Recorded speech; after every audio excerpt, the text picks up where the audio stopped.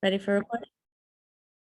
Hi, welcome everybody. Thank you so much for joining us for this mini course, Gaza 101, that's going to be taking place over the next 4 weeks. We're really grateful to everyone who's chosen to join this talk today and for the next few weeks. It really means a lot to us. So thank you so much for being here with us.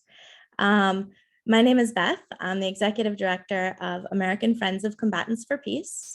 And I want to welcome you on behalf of the 3 organizations who have been working so hard to get this mini course together, the Arab American Institute and Churches for Middle East Peace. So thank you on behalf of all 3 of us.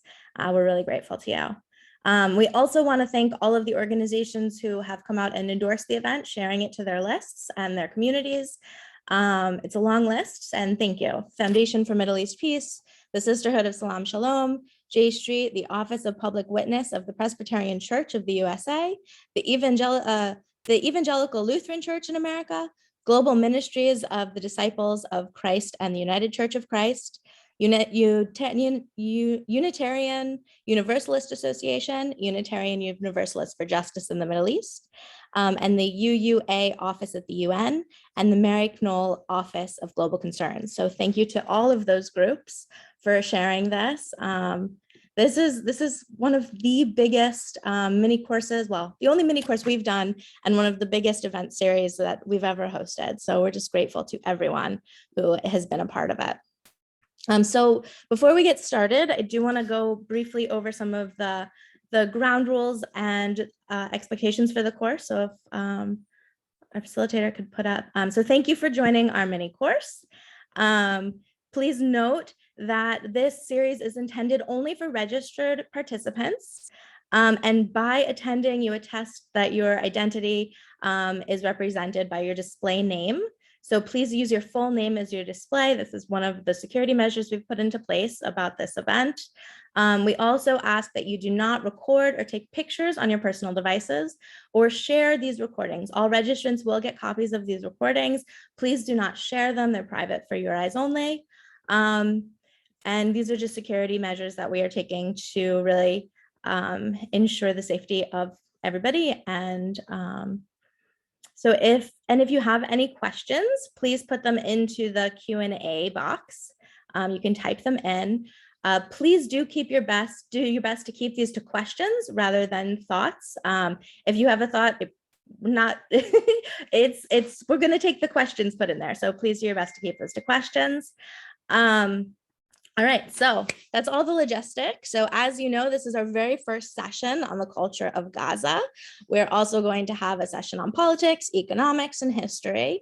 We're very grateful that this is going to be moderated by Maya Berry with speakers Ala Hamouda and Omar Gartib. I'm sorry if I mispronounced those names.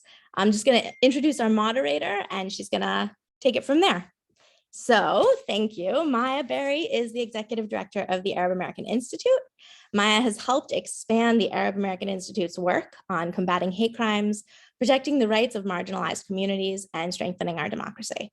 She's a long-term activist who has served in many capacities, including on Capitol Hill as a legislative director for many years. So Maya, with that, I'm going to turn it over to you. Thank you all for joining us. Thank you so much, Beth, and thank you to everyone that's joined us today to hear directly from Palestinians in Gaza. I'm delighted to say that we have both Ala Hamouda and Omar Garib with us today. And before I introduce them, and by the way, to introduce them, I literally simply want to ask them to introduce themselves. I think that's the objective today. But before I get started, I want to talk a bit about why we chose to do this and what we know about Gaza as Americans. This is what we know as Americans when we look up, because there are a lot of us who actually don't spend a lot of time understanding the United States policy towards the conflict in Palestine, Israel, the role that the United States policy plays in that. So Gaza to many people is not something that they think about. But if we do, this is how we tend to understand it, right? It's located on the Mediterranean, this beautiful coastal city, just 25 miles long and nearly a little over 6 miles wide. So to understand it, it's roughly twice the size of Washington, D.C., where I am today, twice the size.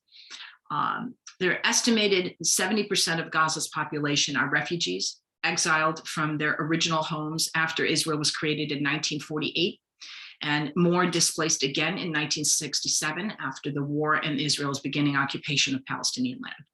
Though Israel withdrew from Gaza in 2005, including removing illegal settlements, Israel imposed a blockade on Gaza in 2007 after Hamas took control of the territory, a blockade now enforced by both Israel and Egypt.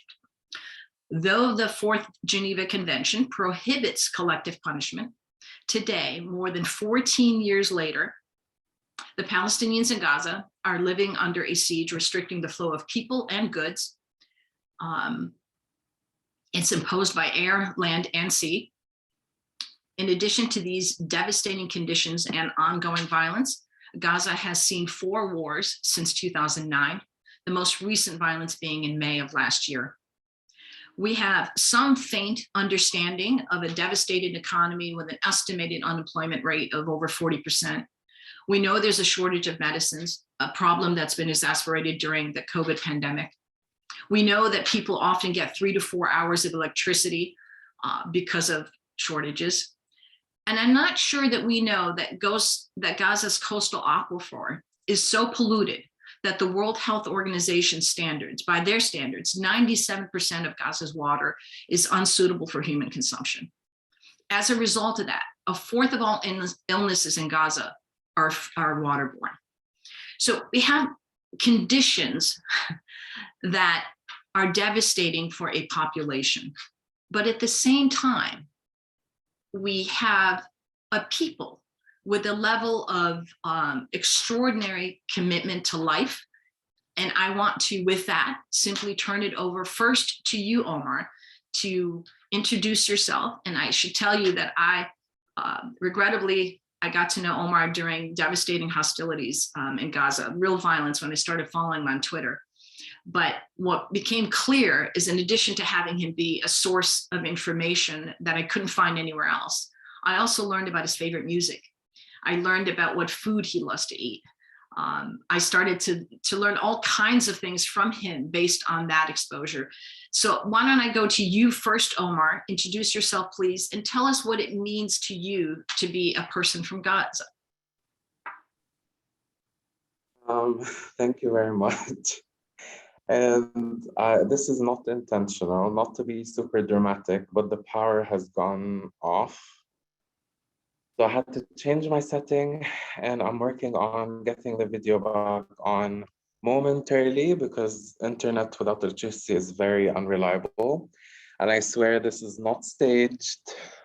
You can simply look up power outages in Gaza or follow me on Twitter and you'll understand that this happens on a daily basis and it stretches out to either 8 or 12 hours or more. Again, excuse me for this dramatic introduction. Not at all. Why don't I do this, Omar? Giving you time to recoup on your tech end. Why don't I go to Allah first and come back to you? Will that help? Perfect. Yes, please. Allah, let us start with you and your extraordinary story. I know that you have done so much to contribute to improving life in Gaza, and we have the benefit of having you here in the United States now while you do your education. But tell us, why don't we start with you, and if you can tell us what it means for you to be a Palestinian from Gaza. Hi, everyone. Thank you so much for having me today and for everyone who joined this webinar to learn about our life in Gaza. My name is Ella, and I am originally a lifelong resident from Gaza Strip. I moved to the US almost 3 years ago. I came on a fellowship with the National Democratic Institute to develop a project for empowering young women in Gaza. And When I was in Gaza, I worked for many years with an organization that was providing psychological support for victims of human rights violations, named Gaza Community Mental Health Program. And my role was an advocacy media officer advocating for issues related to gender-based violence in Gaza. I also did a lot of work on the humanitarian field, and as one of my passions was journalism. I was a freelance journalist where I thought my voice was important to raise awareness and to educate the people about our suffering in Gaza. Because as you all know, it's very hard to share our stories and to tell the stories. People don't know that people in Gaza are real human beings and they value life. And then after I moved to the US 3 years ago, I finished my fellowship and decided to stay in the US with my family. I have 3 kids who are 7, 9, and a baby who's 2 years old. And I'm currently doing my master's in public health, 2nd year, almost done. And I'm also a Rotary Peace Fellow. So I got the Rotary Peace Fellowship, which is a very competitive fellowship where we get specialized training on peace building and interventions to spread peace around the world. And actually, what it means for me to be a Gazan, it's harder now because I got to live in Gaza for many years. And then now I moved to the US with my kids and I see how the world is living and other kids around the world are living, yet my family in Gaza is still suffering, and my friends and my cousins and everyone. And it feels so not fair. I really want the people all around the world to enjoy the things that they should. It's their basic human rights. So when I was in Gaza, and it's still like 3 years, here we go now, and nothing has changed. I recall like living with 3 to 4 hours of electricity every day. So my day resolves around this precious moment when electricity is here. Like even if it's in the middle of the night, as a mother, I had to wake up, start ironing, cleaning, cooking, and sometimes my kids wake up and they're like, "We want to watch TV. Yay, electricity is here, Mama." And I'm like, do it. It's it's their kids at the end.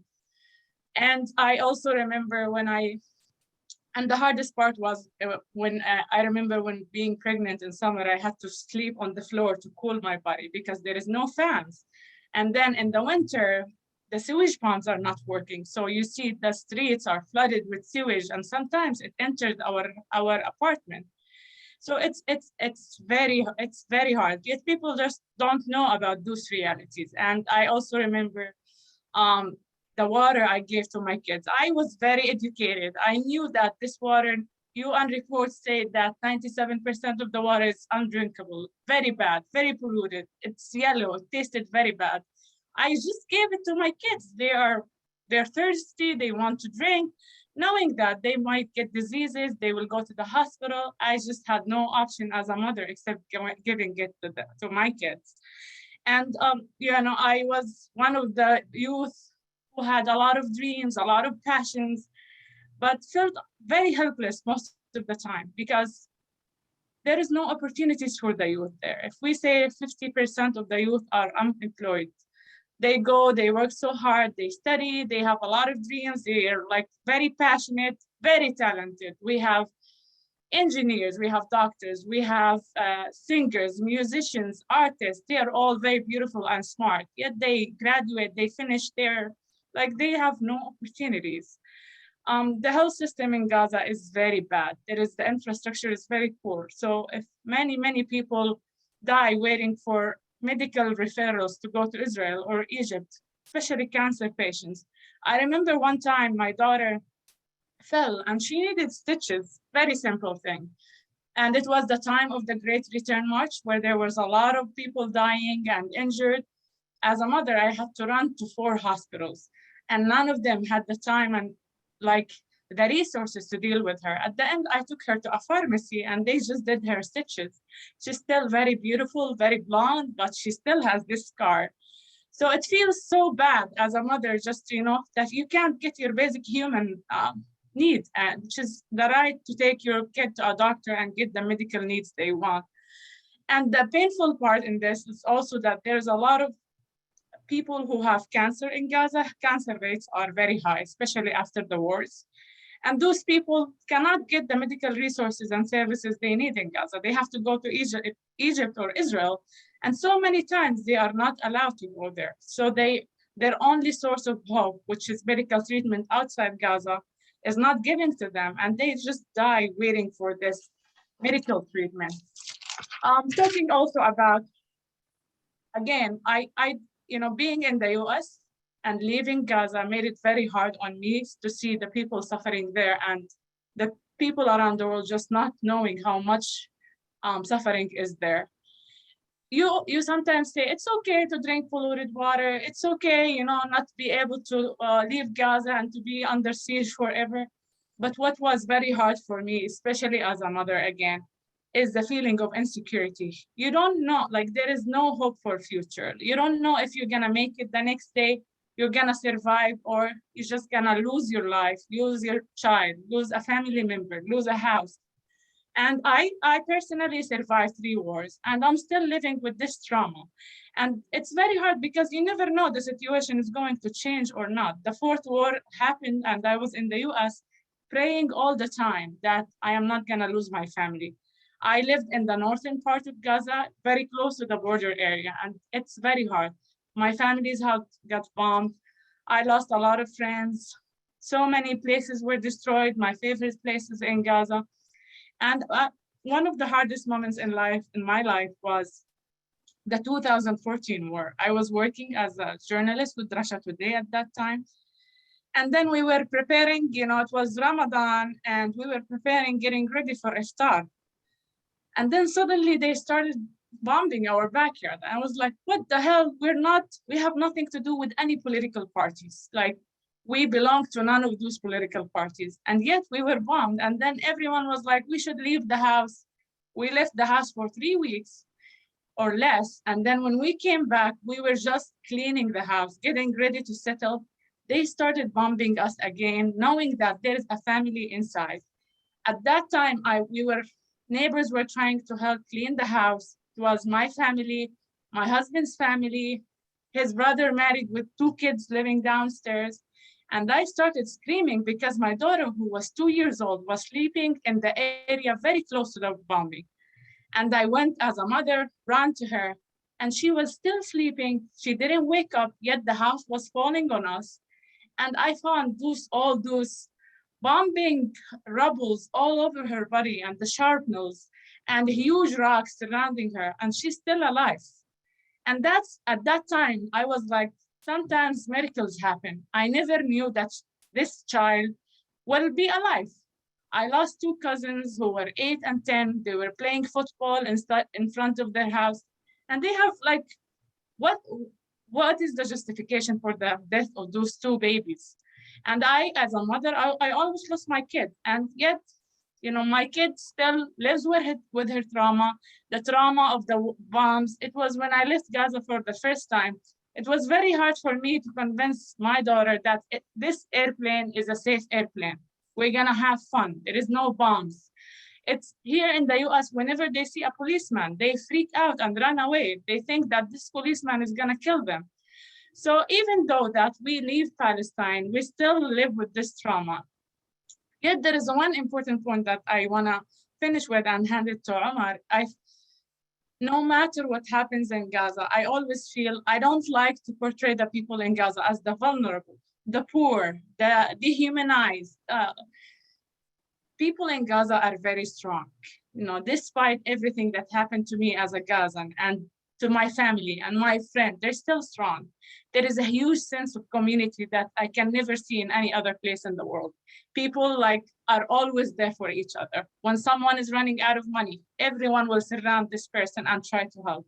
When there is a wedding, all the community will gather, they dance together, they enjoy their time.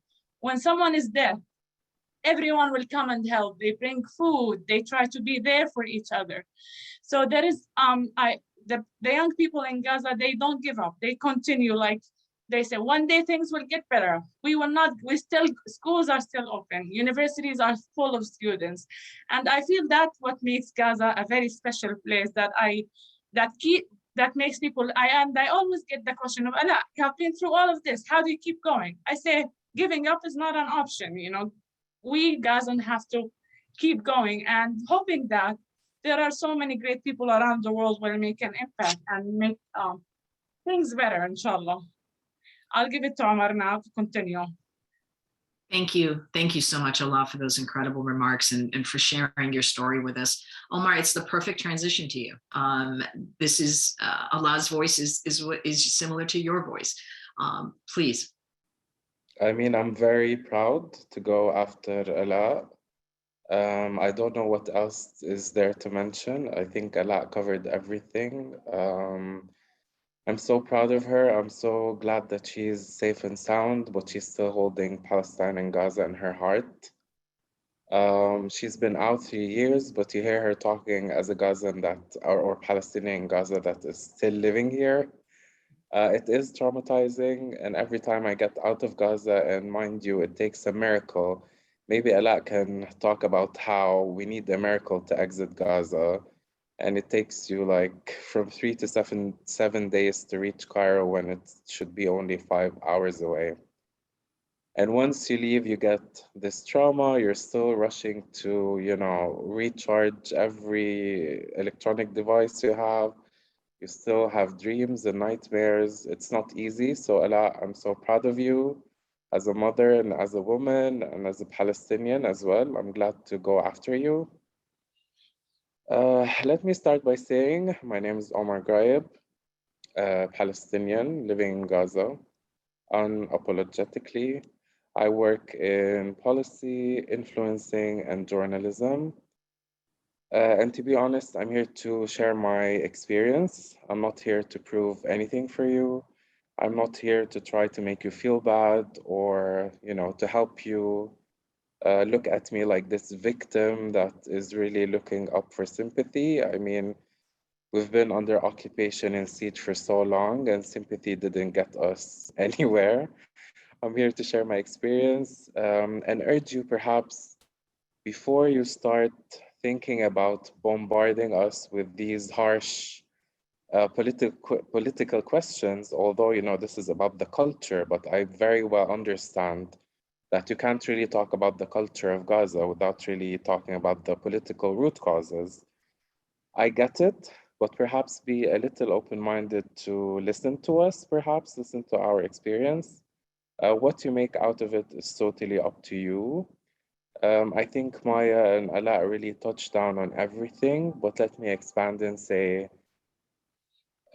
life here is, in principle, we are a city like any other city in the world, right? We are a city just like the city that you're living in, wherever you are in the world right now. The only difference is that we don't have, any of our human rights. We're subjected to occupation and siege. And our life is different in the sense from the moment you wake up, you want to wash your face, and then you really are faced with the hard, cold, harsh truth of having to use salted water with high saline, polluted water to greet you in the morning, but then you have to brush your teeth with it and act like you're fine and drink it as well.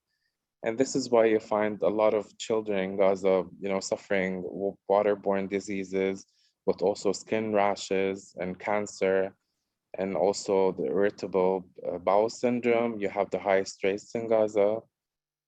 Okay, so perhaps the quality of the basic humanitarian needs is very low, and it's not under our control. But then again, life goes on. We wake up, we go to work, we live life, we drink polluted water. We have to go to the sea that is also, somewhat polluted.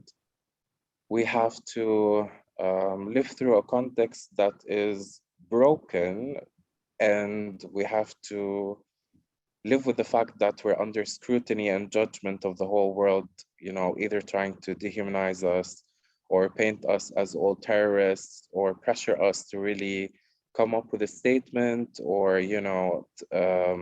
second an opinion that they think that we should do to be seen as humans. No freedom of speech because the world really wants you to think and act in a certain way, to really look at you. It's just a way of life that unfortunately we have to live with for life to go on. Not that we accept it, but I mean, what other options do we have?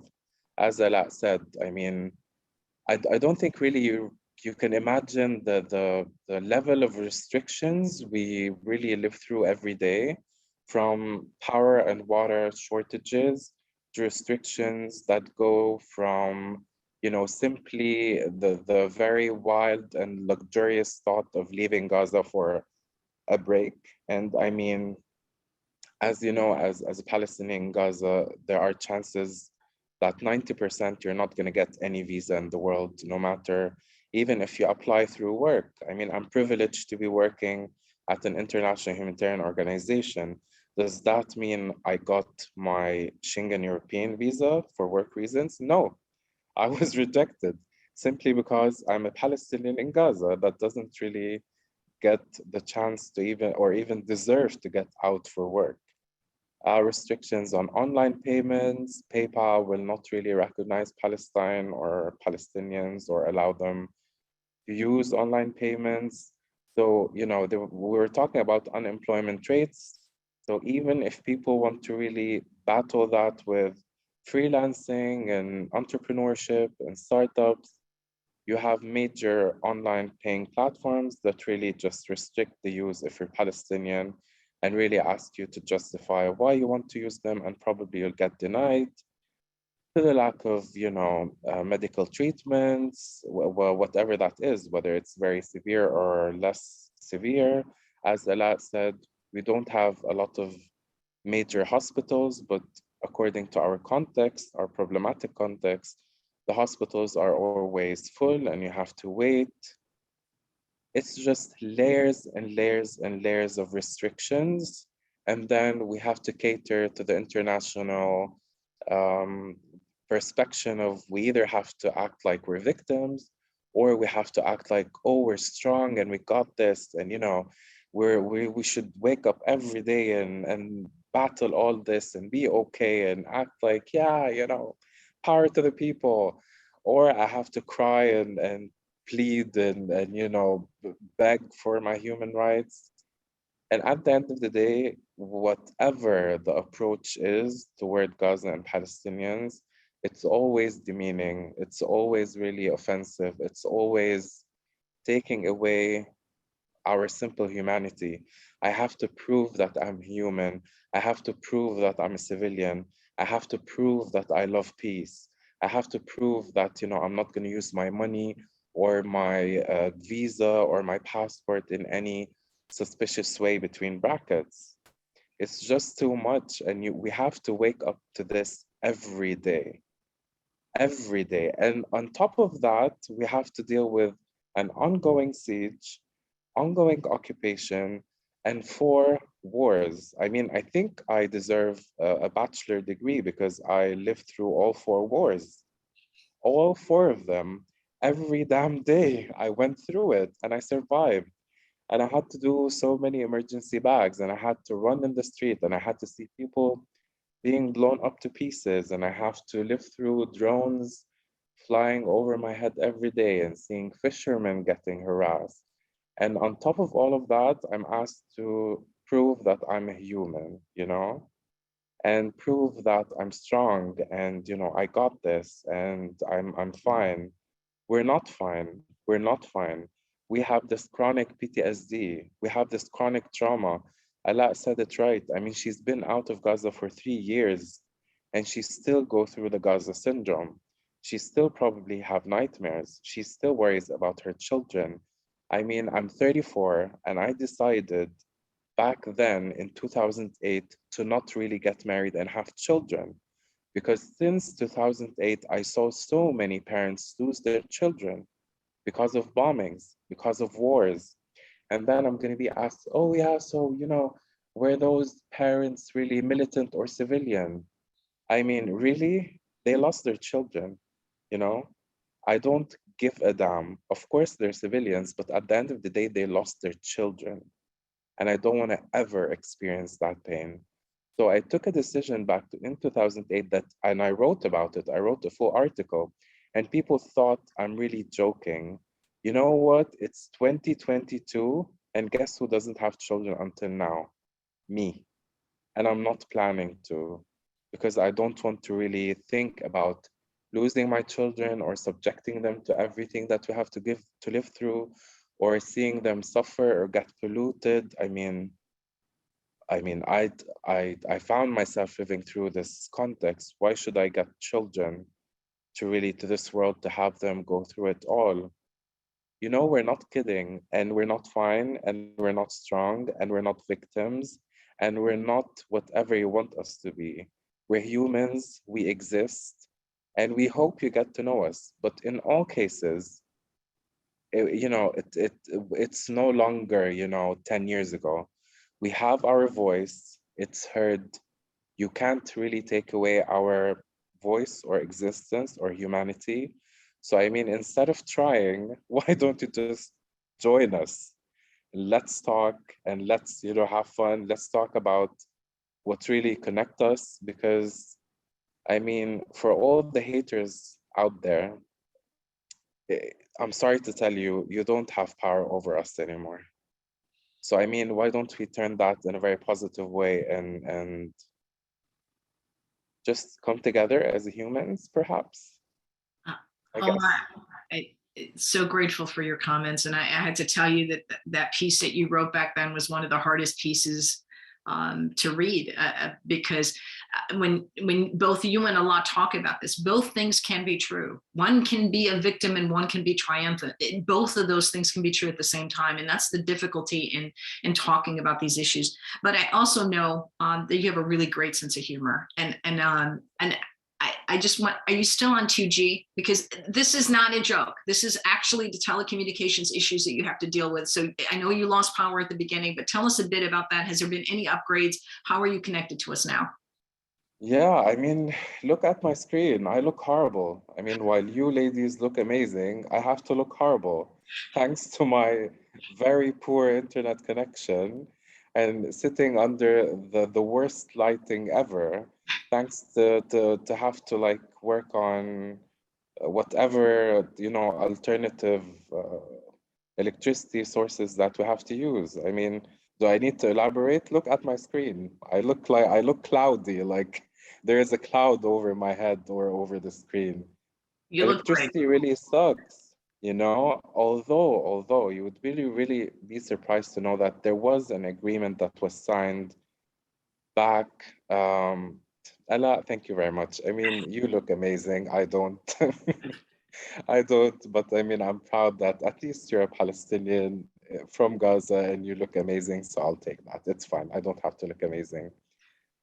There was an agreement that was signed years back, between Israel and the Palestinian Authority on actually expanding up to 3G in both Gaza and the West Bank. And, as usual, Gaza, the scapegoat, is totally skipped. So we have 3G in the West Bank, but Gaza, we're stuck at 2G. And yeah, I mean, and when I was talking to European members of parliament, and I said, so of course I did this whole presentation about Gaza and the context, and they were literally about to sleep. And then I said, you know that we can't really shop online. I can't really open my mobile and just like go into Amazon and just, pick things that I like and get them here.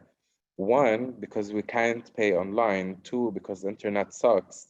And three, because there's no really, there's no way to get things inside of Gaza, There is no really mailing, shipping, international shipping that gets into Gaza. And suddenly they're all up and excited and they want to ask me questions. And I mean, isn't it our right to actually be able to enjoy everything that the rest of the world enjoys? Shouldn't I be able to simply open my mobile in like this very silly moment and get to detach from the really pressure of work and be able to pamper myself by simply shopping online? No. I mean, today it's raining and it's cold.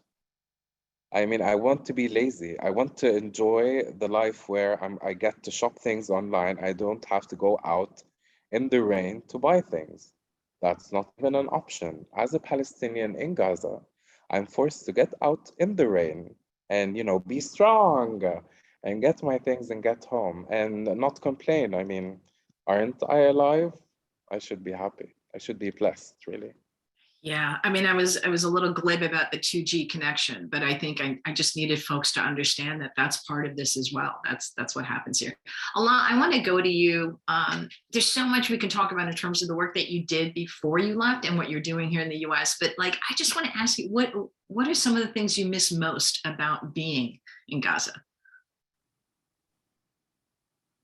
Oh, I miss the sense of community a lot, like my family getting together, sharing food, eating, going home after a very hard day. And then my sister brings a dish for me already made and cooked. Not worrying about daycare all the time, just dropping the kids to my family and my sisters or brothers, and then they will take care of them. I miss my friends, and the hardest part is that you don't know when you're gonna go to Gaza. Things are not stable, and if you go, you're stuck there. You can never leave again.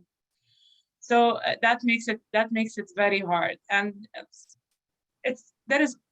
personally there is always a feel of guilt, leaving Gaza and taking my kids away and leaving everyone. My dad, he's an old guy and he misses me a lot. And my family, I'm very connected to my family, my friends at work. I love the work I did in Gaza, and I was very passionate about everything I did. And then at the same time, you feel like you don't want to take your kids back again, and you don't know if they're gonna survive or not if you take them. And then you will be guilty forever. For me personally, I am used to this struggle. Like I'm used to waking up, no electricity. I'm used to drinking this polluted water. But the hardest thing is thinking about loss. I don't want to lose more beloved ones. And I remember during the last war when I was here, I felt like a disabled person. Like all my life stopped. I had classes. I was not attending classes. I was not doing my homework. I was not cooking. I was not taking care of my baby. I stopped breastfeeding him. I just couldn't, because every now and then I lose connection with my family. And then I'll be like, what happened? They came and evacuated my sister who had 7 kids, and they were bombing a huge building where around 27 children were living in it. And I see this in the news and I can't be in contact with my sister. So I say my sister and her kids are gone. So it's very hard to be away from Gaza, but when you have children, it's very hard again to take them and put them in this suffering and struggle again.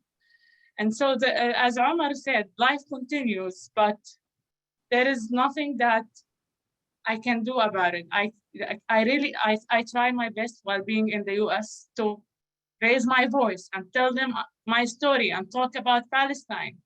I try to connect organizations with organizations in Gaza because people are very isolated. I try my best, but I think there needs to be a lot of work to be done. Like sometimes people say, where is Gaza? I'm like, come on, is there a person in this world who still doesn't know what is Gaza? Or is Gaza part of Egypt? And they ask those questions that makes me like so sad, because we have been going through this conflict since 1948 and we still don't know where is Gaza. Yeah, even in the discussions of issues related to Palestine, it's bifurcated in our understanding of it. Even for those who follow the issue, they treat Gaza as sort of separate from the other issue. Part of, I think, what would be helpful for us to also understand is the physical barrier that exists between Gaza and the West Bank. This idea of dividing the Palestinian people between those that are in the West Bank and those that are in Gaza. Talk to us a bit about what that's like, your family in the West Bank, your inability to connect to them, or just share a bit about that physical restriction that's imposed in so many ways, but also from the West Bank itself.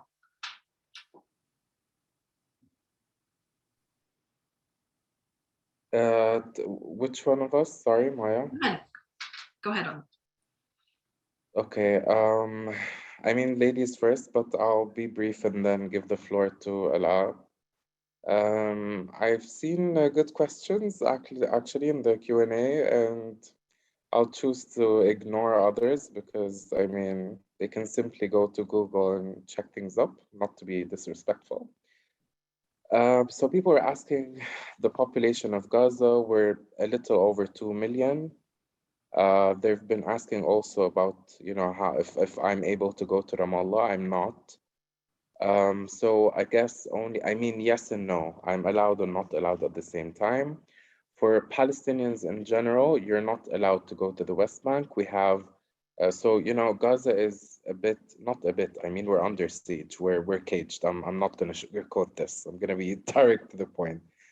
We are the biggest open air prison on earth.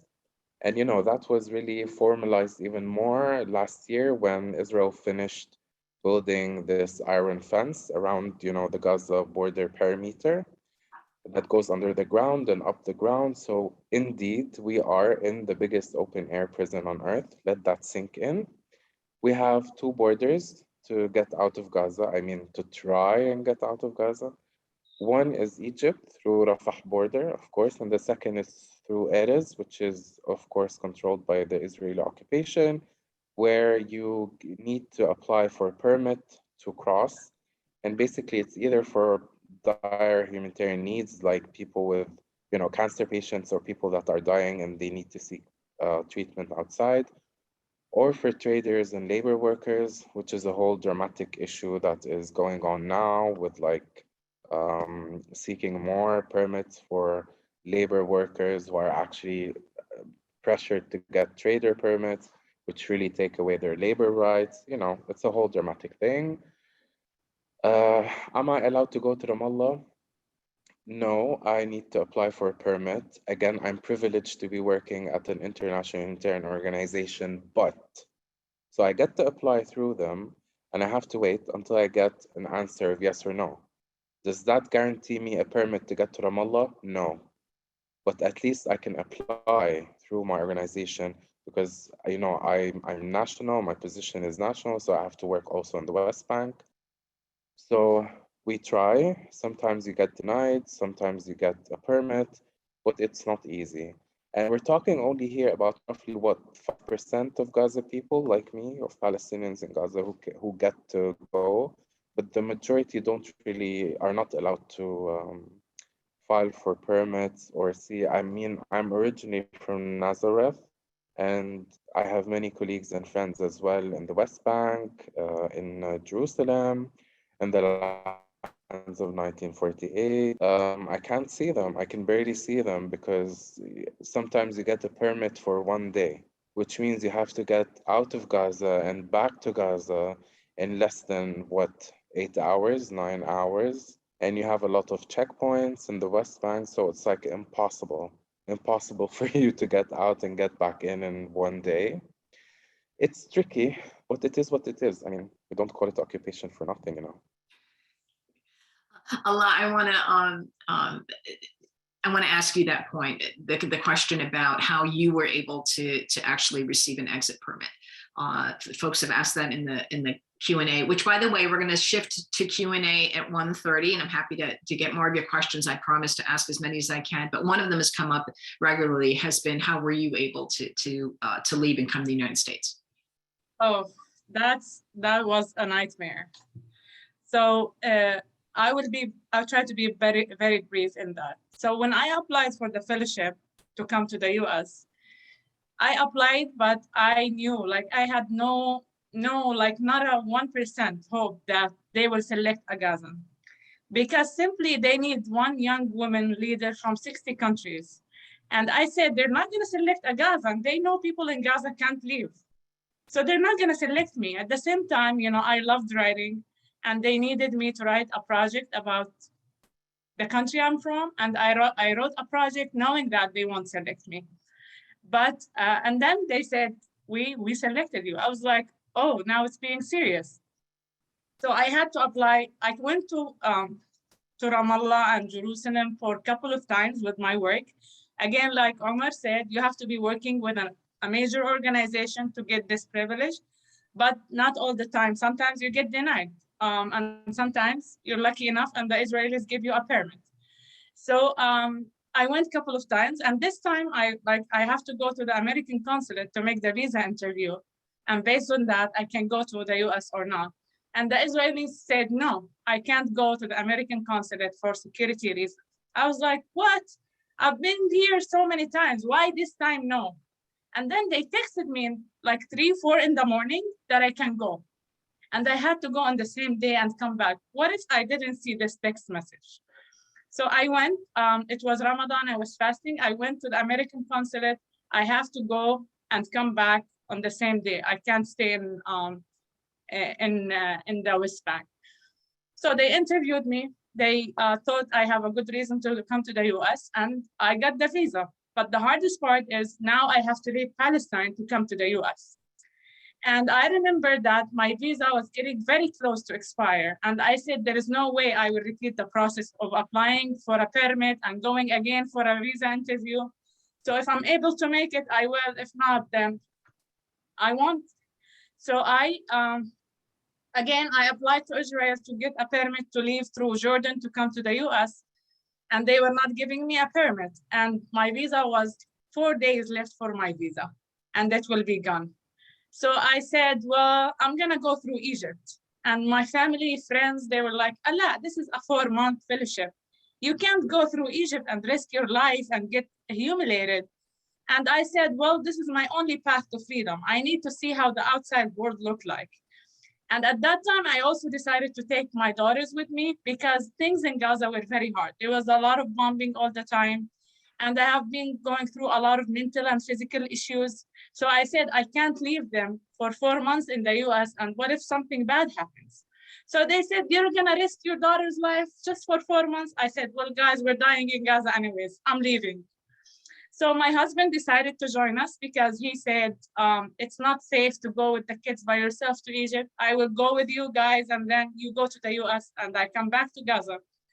So, and then also when I had to leave through Egypt, which is a 4-hour drive, you have to make special arrangement and special, and pay money at that. During my time, I had to pay like 1,000 for each person. I didn't pay this money because there was a friend we know who helped facilitate this and do the coordination with the Egyptian.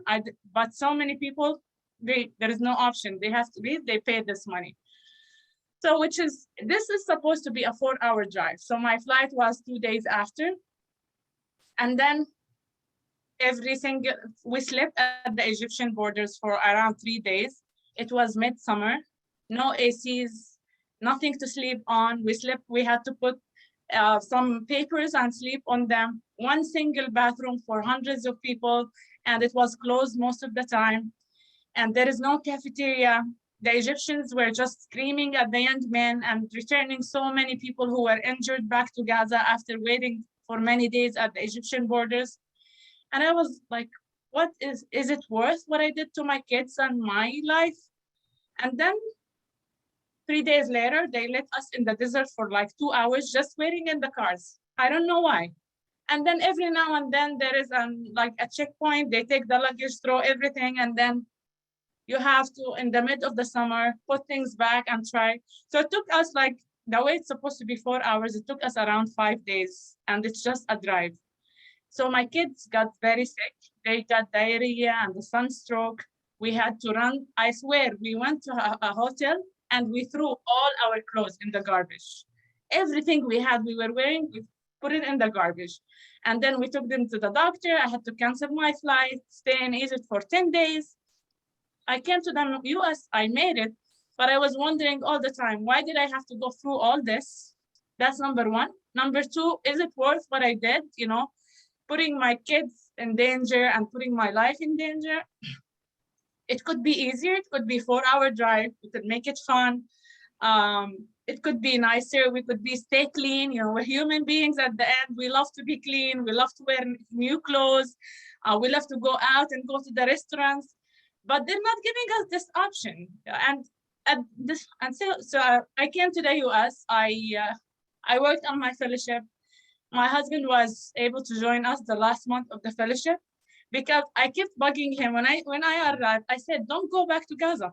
He had some work to do in Egypt. I said, well, try just to apply for a visa and then you come with us.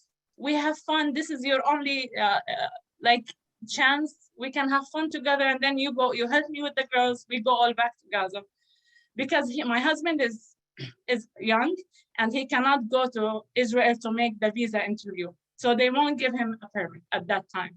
So I told him, just try and give it a shot in Egypt. And it's not very common that people from Gaza go to Egypt to do the visa interview. They have to do it in Jerusalem. He did, and the consul who met him was very nice. He said, well, I think you have a reason to come to the US.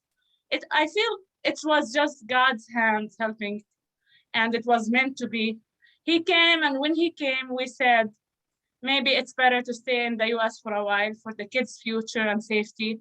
And I was very passionate about future and looking for ways to uplift communities around the world. So I decided to apply for the Rotary Peace Fellowship.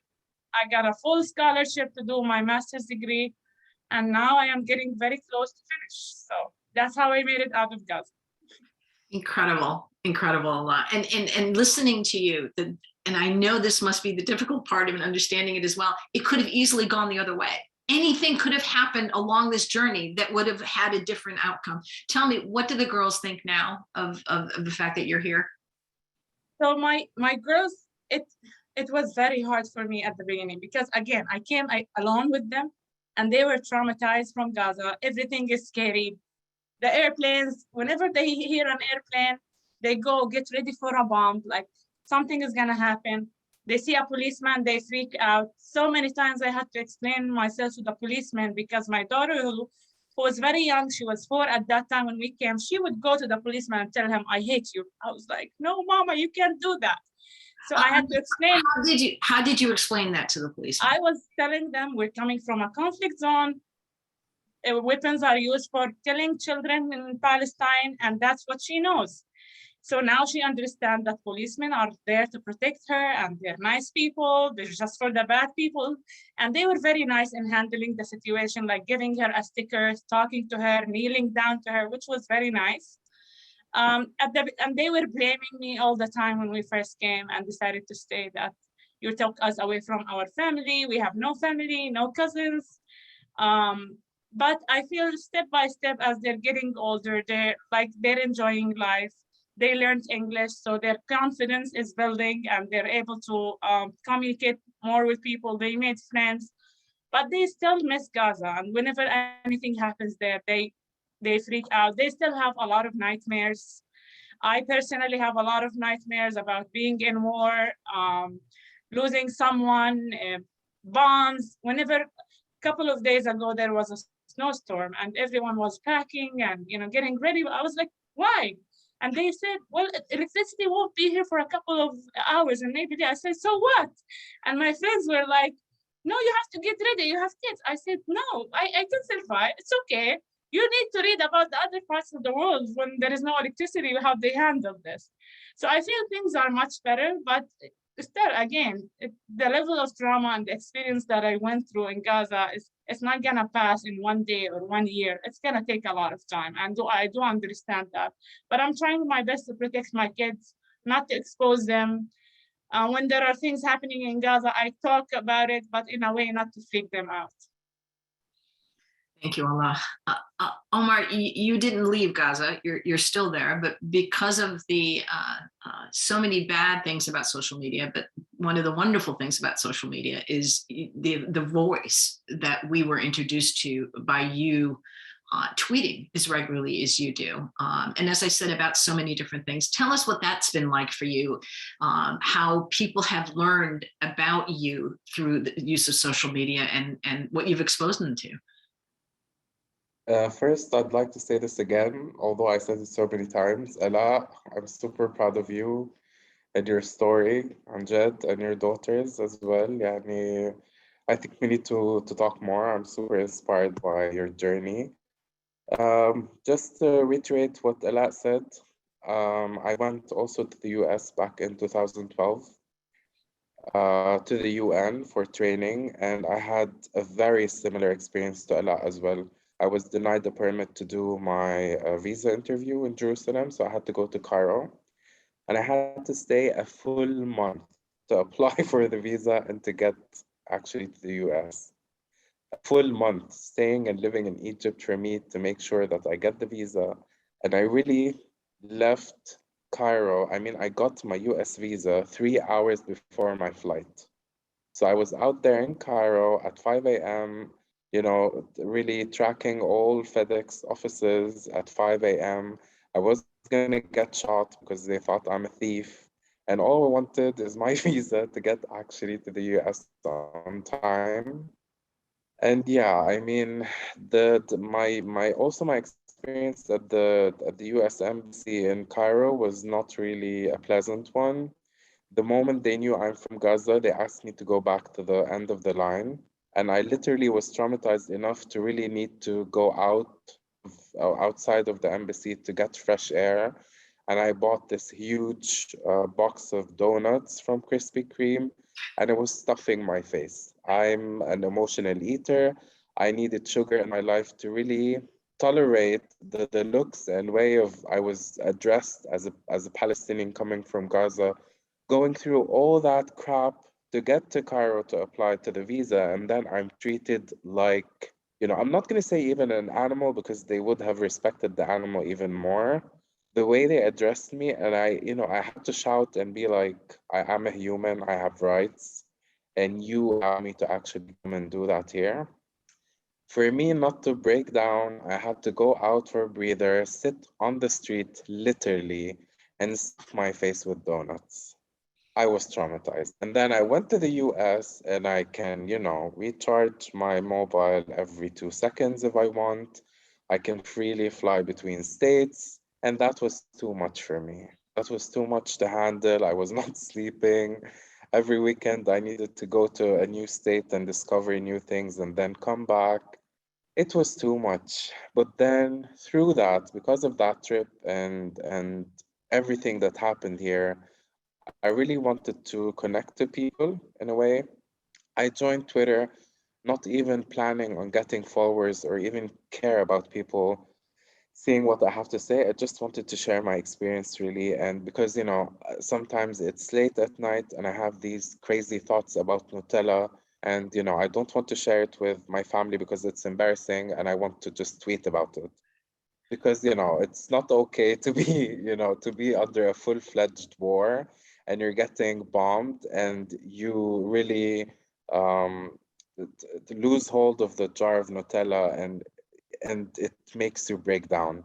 I mean, I felt so bad. I really wanted this Nutella jar to survive to the point where I broke down. And you can't really explain why you're breaking down because yes, children are getting killed, but for me personally, and for me to survive, I really needed that jar of Nutella. I really needed to stuff my face with it. Again, emotional eater. And most of the wars really happened, or the bombings happened during Ramadan. So I'm already fasting, and I have to really tolerate not having Nutella at night. And we have only a little window to eat. So you're telling me I'm going to be denied to also have my Nutella at night? Because of bombing? Hell no. I'm gonna really just risk my life to get a spoon of Nutella at 12 a.m. And then, I'm losing my hair, as you can see, and I'm gonna blame that on occupation too. What is this because of? PTSD, occupation. I mean, and that's fun sometimes. It's fun to really blame things on occupation. It gives you like a green card or like a carte blanche or a white card. But also, I shouldn't be joking about this and not to take it lightly because it really affects every part of our being, which is really pushes you to go online and share experiences and talk to people around the world. And, I've been also sneak peeking at the questions and answers. And I love some of the questions. Somebody asked, like, what are the practical steps to connect with someone in Gaza at a human level? I mean, number one, find a Palestinian in Gaza. Number two, talk to them. I mean, as simple as that. We're not complicated creatures. We're not here to bite you. We're not aggressive, even though sometimes I sound aggressive, just because I want to say that we're humans and we don't have anything to prove. But I mean, yes, people needed to connect to us. People needed to hear our stories. People needed to see that. I mean, also to share the beauty of Gaza, because I think Gaza has a beautiful nature inside. We have one of the best weathers in the world. I mean, summer here is super amazing. Winter is super amazing. Spring is by far the most amazing. And, you know, I can be challenged with anyone in the world when I say we have the best sunsets ever. And I have a very big You have gallery to proof. prove that. Yeah, you do. You have proof of that on your Twitter. Yes, I have I to mean, agree. I have to agree. Let me ask you this. Today is Thursday here. So the time difference tomorrow is Friday morning. Just share with us, Omar, what tomorrow looks like for you. What if you don't mind, just what's on your agenda, what's planned, and how do you take a break given tomorrow? I mean, you chose Friday, and Friday is such a boring day here. And I'm not gonna sugarcoat it. I'm not a Friday person. Gladly, Friday is the first day of the weekend here in Gaza. And, you know, I have this long working week where I've been, you know, working and acting like I'm fine and bubbly and doing a good job and all that. And then Friday, I get to be myself. I don't want to do anything. I want to be lazy. I don't want to put my strong mask on. I don't want to tolerate people. I don't want to hear anybody's crap. I don't want to deal with internet trolls and haters. I want to just, you know, sit down, get me some soup or chocolate. Again, emotional eater. Hello. Yes, we do suffer from mental health issues, you know. We're just like the rest of the world and even worse. I want to sit down, get on Netflix, watch a few shows, and, you know, and live my life, you know. I want to detach. I don't want to think about anything. And mind you, Friday in Gaza is such a major day. And I'm gonna sound like a party pooper here, but just, you know, bear with me, bear with me. I mean, Allah, I think will second that. And on Friday, people gather around, families gather around. You have, as Allah said, a sense of community. So we're in winter, but if the weather is good, you'll find people stretching across the whole, you know, coastal line. They're having breakfast on the beach, or they're morning walking. You have, you know, many places shut down, so Gaza is very calm and beautiful, and people are strolling in the streets, having the time of their lives. And I'm like a 90-year-old who doesn't really want to do anything or join any gatherings or see any people. I just want to be alone in my room, like Netflixing and chilling. And, you know, I sound like a sad person. I mean, maybe I am. It sounds like a Saturday for many of us, trust me. We all have similar work weeks, I think. Before I turn it over to our Q&A from our participants, I just share with us a lot your favorite comfort food from Gaza. What's your favorite dish? Oh, it can never be anything other than the makluba, which is the upside down. And grape leaves. Even my daughters, because now I am very busy in school, so I'm cooking less, like mostly frozen pizza, chicken nuggets, noodles, and they'll be like, "Mama, no, we want makluba. We want a grape leaves." I'm like, "Okay, soon." So makluba is a very famous Gazan dish, and it's called upside down, and it's made of rice, chicken, egg cans, and fried potatoes. Everything is fried, and we put the veggies and chicken at the end, and the rice on the top, and then when you flip it, it flips upside down, and it's very good. Beautiful. We've actually had the privilege of learning a lot more about the food from Gaza because of these wonderful cookbooks that have come out by these Palestinians who published that. It's been incredible. So we've learned a lot more, but Maluba is amazing. Omar, I have to ask the same question of you, and then a question from one of our participants. What do you dream about? Just to say one remark for, you know, health fanatics and people who love healthy food and vegans and vegetarians. Makluba or upside down can be done in an air fryer if you're fancy, or the oven. I mean, it's fine. You don't need to freak out. You can do it your own way. Just try Palestinian food because, I mean, let's be honest. Middle Eastern food is the best ever, especially Palestinians here in Lebanese. So try that out and do it your own way. We're not going to judge you. We might judge you, but we're going to, tell you that you did a good job We'll do it anyway because nicely. we're good. Yeah, we're going to be nice. Maybe we're going to inner judgment, but we're going to be nice to you and we're going to tell you that you did a good job.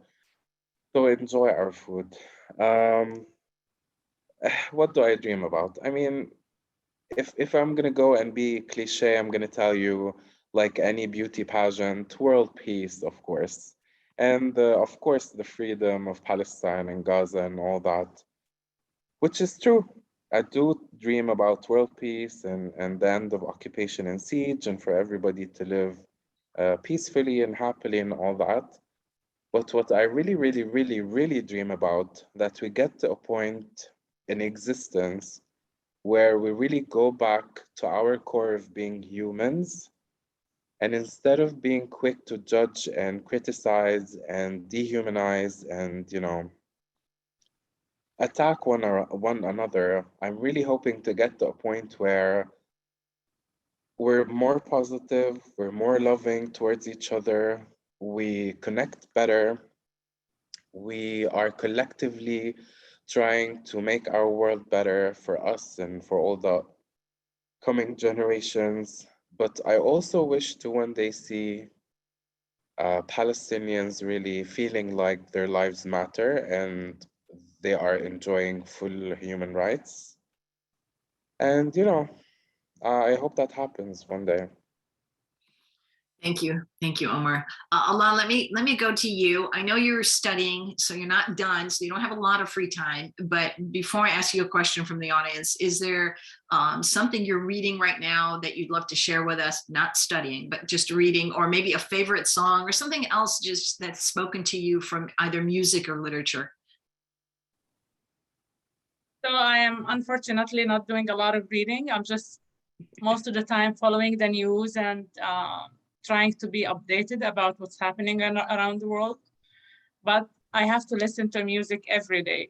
In the morning, I listen to Fairuz while dropping the kids to school, even if I can't do it in the house. And then in the weekends, we love dancing. And my kids are really good dancers. So whenever anyone sees the kids, even the baby, jumping and dancing, they will be like, where did they learn from? I said, the mom and dad are great dancers. So they dance Middle Eastern dance, and they're really great, and they love Arabic music too. So music is my comfort zone, and sometimes I put music and just go for a walk, half an hour walk. But unfortunately, I'm not doing other than school reading. Hopefully, when I'm done. I mean, is there anyone that's come out of Gaza that we know musically? That was a joke, not a great one. Okay. There's a question from a gentleman who says that he attends regular Zoom meetings, specifically on these issues, and he's contributed to multiple different human rights organizations in support of the Palestinian cause. But he's also a psychologist, and as he put it, he knows how to raise hell and irritate people on these issues. And he wants to just hear from you. What else could he be doing to talk about these issues to other Americans?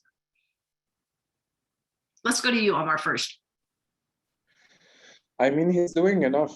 The thing is, we're not asking people to really obsess over this or make it their life cause or, dedicate every moment of, I mean, I want you to live your life. I want you to be happy.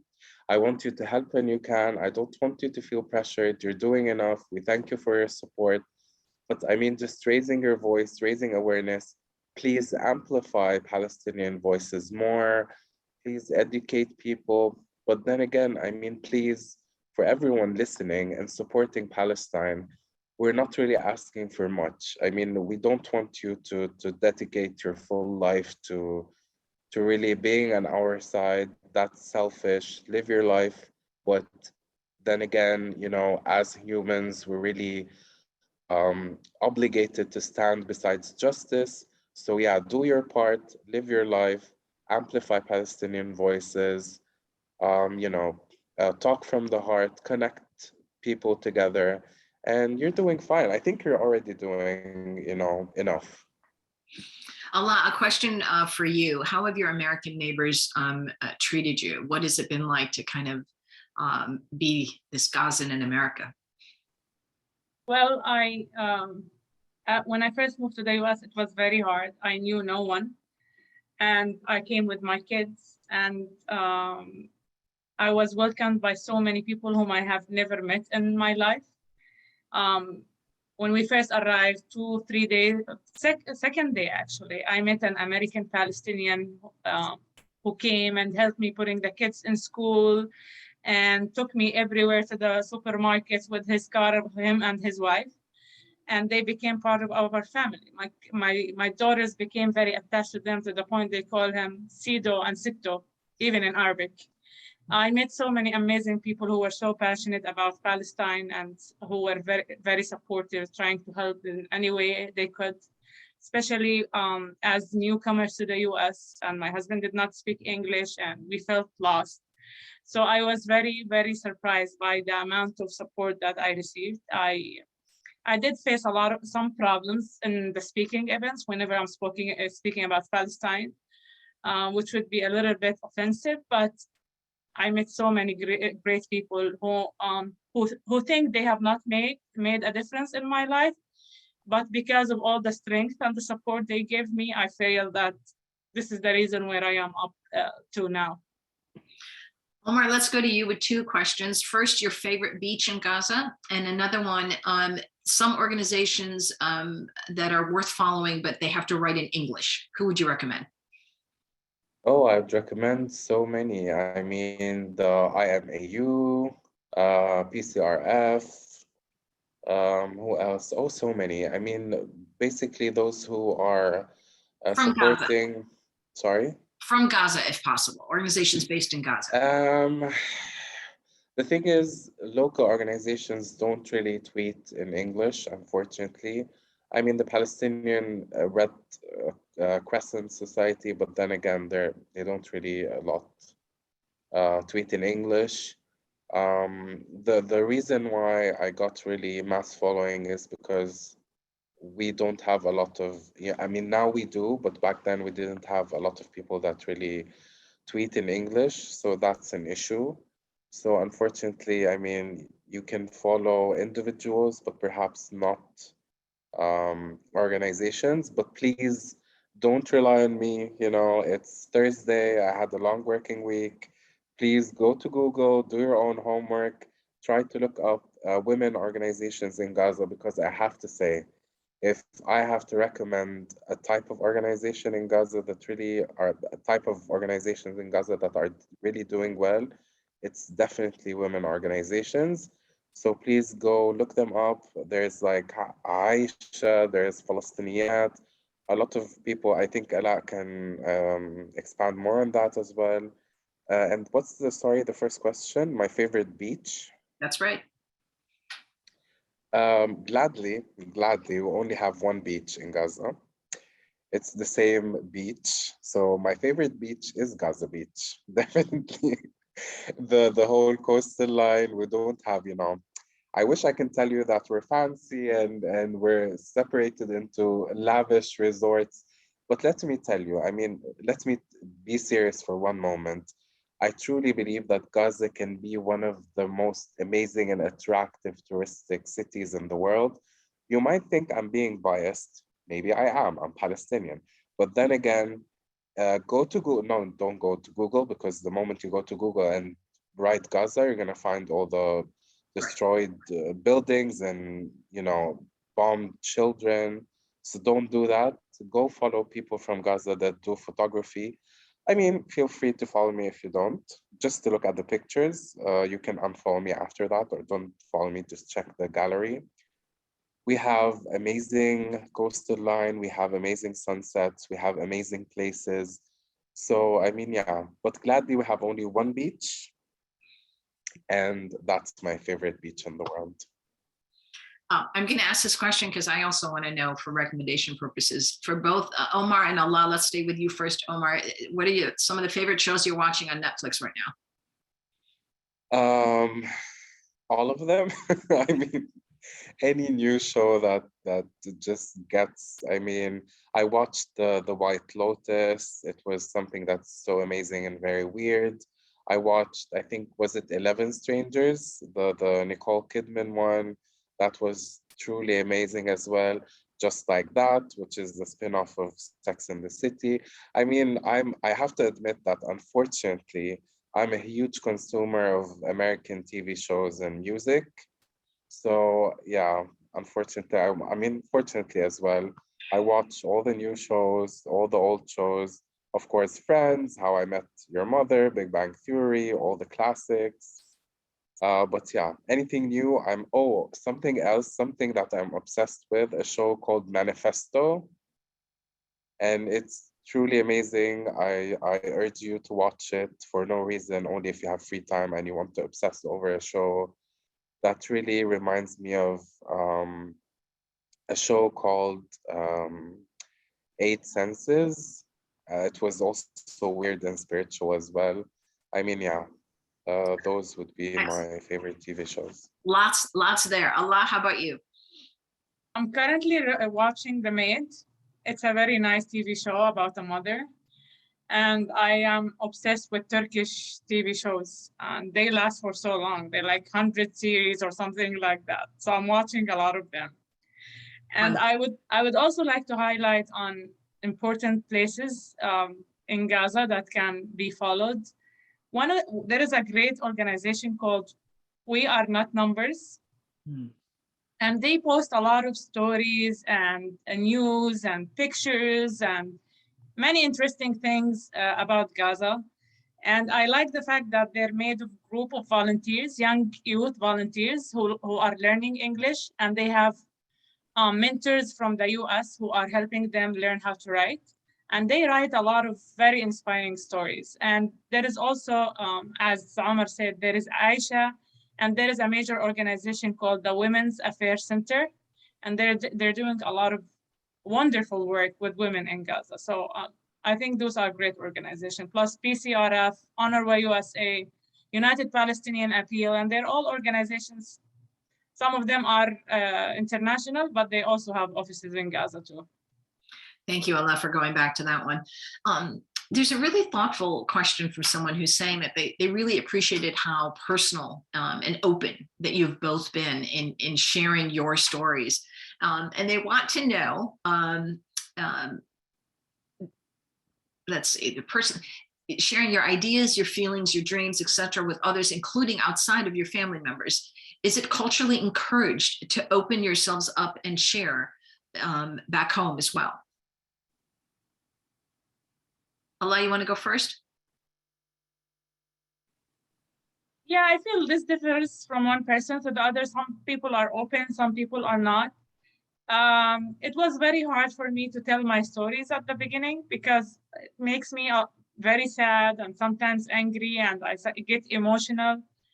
And I do have to take a break after this webinar and go for a walk and do something. But I feel it's very important. We're trying to tell our story, a story that is not heard. And this is a great opportunity for me personally to tell the story of the people in Gaza, because sometimes I do push myself, and it's hard, especially when you're talking about a loss, trauma, suffering. I don't want the world to see me as that. And it's not something that I'm very happy about sharing. But at the same time, I have to talk about it because people need to know what it means to be a Gazan and a Gazan mother. Omar. Well said, Ala. Very well said. I have a multi-layered question, so bear with me.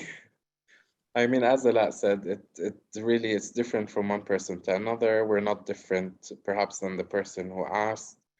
Yes, you're encouraged to talk about your feelings outside of your family, like with your friends.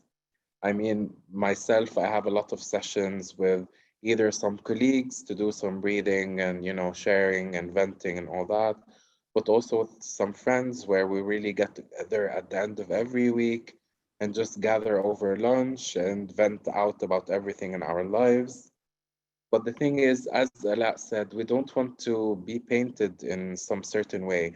And also, we're all subjected to nearly the same struggles. So we don't really want to trigger somebody or really keep repeating the same old story.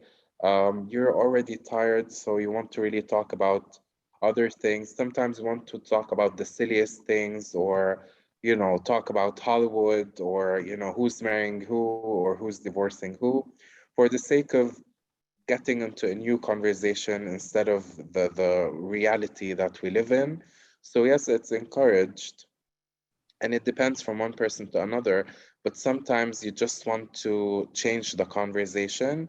So, it doesn't mean that you're not open to opening up, but you just want a different conversation, different energy. Yeah, I mean, I started off our conversation with this, like, here you go, this is how bad it is, getting it off the table so that we can actually try to talk about something else. It doesn't go away. You don't diminish the facts that were presented initially. You just want to be able to sometimes actually get past them and have a different conversation. Many people in our Q&A have been asking about where you both learned English. Because not only is it perfect English, I would argue it's better than a lot of ours, but why don't you share that with us a lot? So when I was in fifth grade, there was an American international school in Gaza, and it was brand new, and people were very scared to put their kids in it because they were like, it's Western, it's American, and so they wanted more kids. And they announced a couple of scholarships for some students from the local governmental schools, and I applied. I got the scholarship there, and I studied there from grade 5 till high school. And the teachers at my time were all Americans and Australians, and even the administration. And the curriculum was American. It was a very fancy, brand new building. And then unfortunately, the Israelis bombed it in 2008.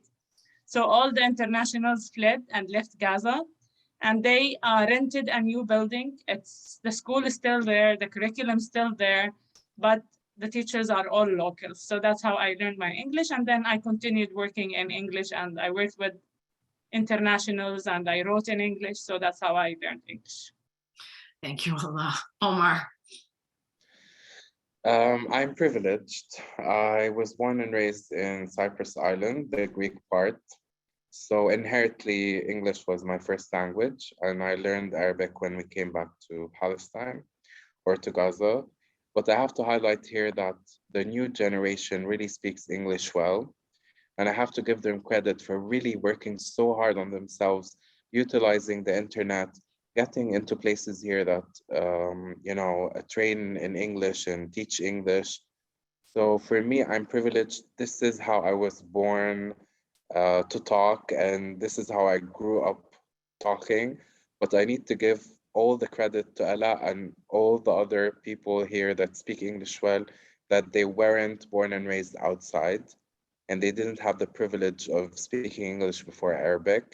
They really work so hard on themselves to become good at English because it's not only a way for them to connect with the world, but also a way for them to really gain a good job, whether online or in Gaza, through knowing very good English. So I take no credit for my English. I was born that way, to quote the infamous words of Lady Gaga. You can quote Lady Gaga, but you can take credit for your writing, because there are lots of people with wonderful English skills, but they can't write like you, Omar. Speaking of writing, one of the most moving pieces that I read from you was back in 2017, and you quoted Mahmoud Darwish saying, "We suffer from an incurable malady, hope." And I want to close us with that thought. We only have a few minutes left, but if you can give us just wonderful comments from everybody who've been so grateful for the conversation they've had with both of you today. Just a final thought as we get ready to sign off here. Allah. I just wanted to thank everyone for joining the webinar, and I am so proud of everyone who made this happen. And shout out to all my friends who are watching us now. And I really want to tell the people who are listening today that there needs to be a lot of work done here in the US. And the people in Gaza have a lot of hope in you, because they know the difference between the governments and the people. And so many people here in the US think that if they go to Gaza, people will not welcome them and they will treat them like, there's a difference between the government and the people. People are very educated and they know that. And if one day you will go to Gaza, you will have the most lovely experience in your life. You will enjoy your life, you will be welcomed, and you will be happy. And despite everything that I have been through, I do believe that there is always in this world what makes life worth living. And we will continue striving to make our life a better one. Allah, thank you for everything you're doing and for your extraordinary voice. Omar. I will reiterate really what Ala said. Really, Westerners don't know that they come here and they're treated like kings and queens. Trust me, they're treated better than other, locals like us are treated. So you're welcome to Gaza. We don't hate anyone. I'm sending love to everybody who was with us on here. We have friends from all nationalities, all religions. We're not here, waking up to hate or wanting to really send any negative energy to anyone. Yes, unfortunately, we are addicted to the sickness of hope. Hope is beautiful, but at the same time, sometimes it can really cause you to live on so many illusions. But despite that, we really believe in justice. We really believe in the new generations.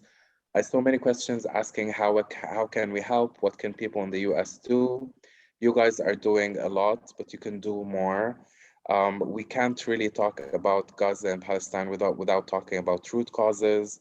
You're gonna have a political webinar, so you can engage more in that. But please raise your voice, talk to your government, demand that people get equal rights. Talk about how people in Gaza are humans and they deserve human rights.